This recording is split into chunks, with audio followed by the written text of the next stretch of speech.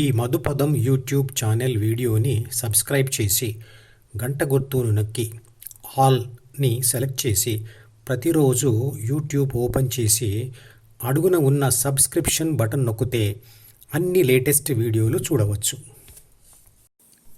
ధ్యాన పద్ధతి మరియు ధ్యాన ఫలితాల గురించి తెలిసిన 3 రకాల వ్యక్తులు ధ్యానం చేయాలనుకుంటారు. మొదటి రకం చదువులో, ఉద్యోగాల్లో, రాజకీయాల్లో, వ్యాపారంలో, అన్ని రంగాల్లో మరియు వ్యక్తిగత జీవితాల్లో కూడా గెలిచి సుఖాలు పొందాలని కోరుకునేవాళ్ళు. రెండవ రకం జీవితంలో పడుతున్న మానసిక బాధలు వదిలించుకోవాలనుకునేవాళ్ళు. మూడవ రకం వాళ్ళు దేవుడిని తెలుసుకోవాలనే పరిశోధనాత్మక కోరిక ఉన్నవారు. భగవద్గీతలో కృష్ణుడు విషాదంలో ఉన్న అర్జునుడికి ఒంటరిగా ఉంటూ ధ్యానం చేయమని చెప్పినప్పుడు ధ్యానం చేయడం వలన కుటుంబ సామాజిక బంధాలు ద్వితీయ మనసుతో సహా విచ్ఛిన్నమవుతాయని చెప్పినప్పుడు అతడికి అందరినీ వదులుకోవడం అనేది బాధను కలిగించింది. అందుకే మొదటి అధ్యాయం పేరు అర్జున విషాద యోగం. అంటే విషాదమే కారణంగా కలిగిన యోగం. యోగం అంటే ధ్యానం ద్వారా పొందే ఫలితం. అంటే నేను మరియు విశ్వశక్తి ఒకటే అని అనుభవంతో తెలుసుకోవడం. అదే శక్తి దృక్పథం. ధ్యాన ఫలితం పొందని వ్యక్తి ప్రపంచం పట్ల పదార్థ దృక్పథం కలిగి ఉంటాడు. ధ్యాన ఫలితం పొందిన వ్యక్తి అదే ప్రపంచం పట్ల శక్తి దృక్పథం కలిగి ఉంటాడు.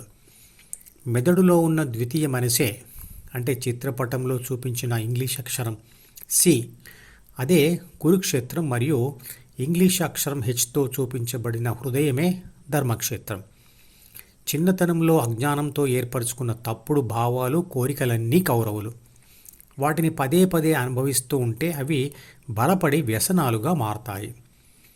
పిల్లవాడు పెరుగుతూ విశాల ప్రపంచాన్ని చూస్తూ అనేకమైన ఎదురు దెబ్బలు తింటూ ఏర్పరచుకున్న మంచి భావాలు లేదా ఆలోచనలు లేదా కోరికలన్నీ పాండవులు. ఈ 2 రకాల సమాచారం మరియు కోరికలు ద్వితీయ మనసులోని ఇంగ్లీష్ అక్షరం డితో చూపించబడ్డాయి. సామాజిక పరిమితులు దాటిన సుఖాల కోసం మనిషి తప్పుడు ఆలోచనల కోరికలతోనే ఉంటాడు. కానీ బాహ్య ప్రపంచం నుంచి ఎదురయ్యే తీవ్ర వ్యతిరేకతను దృష్టిలో పెట్టుకొని మంచి భావాలను, ఆలోచనలను ఎదుటివారికి చూపించడం కోసమే ప్రదర్శిస్తూ ఉంటాడు. ఈ పరస్పర వ్యతిరేక కోరికలతోనే మనిషి యొక్క మనసులో ఘర్షణ చెలరేగుతుంది. అదే మనసులో జరిగే మహాభారత యుద్ధం. మనసుకు అతుక్కొని ఉన్న నేను ధ్యానం చేస్తున్నప్పుడు కూడా అడ్డు వస్తున్న ఆలోచనలతో యుద్ధం చేస్తూ ఉండాలి. మానసిక ప్రశాంతత కోసం ధ్యానం చేయమని చెప్పే కోరిక ఒకటైతే ధ్యానము వలన ఏమీ లాభం లేదు, ప్రపంచ సుఖాలు పొందుదాం అనే కోరిక బాహ్య అనుభవాల కోసం ప్రేరేపిస్తుంది. ధ్యానం చేయడం వల్ల చివరిగా శాశ్వత శాంతి, ఆనందం ఎలా వస్తాయి?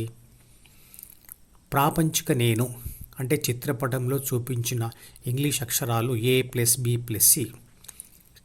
ధ్యానం చివరిలో ఇంగ్లీష్ అక్షరం డిని శాశ్వతంగా విడిచిపెట్టడం వల్ల దానివల్ల అంటే డి వల్ల వచ్చే ఆదుర్ద, ఒత్తిడి శాశ్వతంగా దూరం అవుతాయి. అందువల్ల శాశ్వత శాంతి వస్తుంది. అలా దానిని డిని విడిచిపెట్టిన తర్వాత ప్రాపంచిక నేను అంటే A+B+C యొక్క ధ్యాస హృదయంలో అంటే హెచ్లో స్థిరంగా ఉండడం వల్ల చిన్న పిల్లలకు ఉన్నట్లుగానే శాశ్వత ఆనందం, ఉత్సాహం ఉంటాయి. అంటే A+B+C మొదట డిని విడిచిపెట్టి తర్వాత జి ద్వారా హెచ్లో స్థిరపడడం వల్ల మొదట శాశ్వత శాంతి, తర్వాత శాశ్వత సుఖం వస్తాయి. మనిషి ఎప్పుడూ ఈ స్థితిలో ఉండవలసిన పని లేదు. అవసరమైనప్పుడు ద్వితీయ మనసును ఆన్ చేసినా అవసరం పూర్తి కాగానే మనసును ఆఫ్ చేయవచ్చు. ఆఫ్ చేయలేని మనసుతో ఉన్న మనిషికి ఆ మనిషి రాత్రి గాఢ నిద్ర పట్టక అనారోగ్యం పాలవుతాడు. హృదయం అనేది కనపడనిది, మన అనుభవంలోనికి రానిది. దాని మీద ధ్యాస ఎలా పెట్టాలి అంటే శ్వాస మీద ధ్యాసతో అభ్యాసం మొదలు పెడితే క్రమంగా ఆ ధ్యాస హృదయం మీదకు దానంతటా అదే మళ్ళుతుంది. బుద్ధుడు కూడా శ్వాస మీద ధ్యాస పెట్టి సాధన చేశాడు.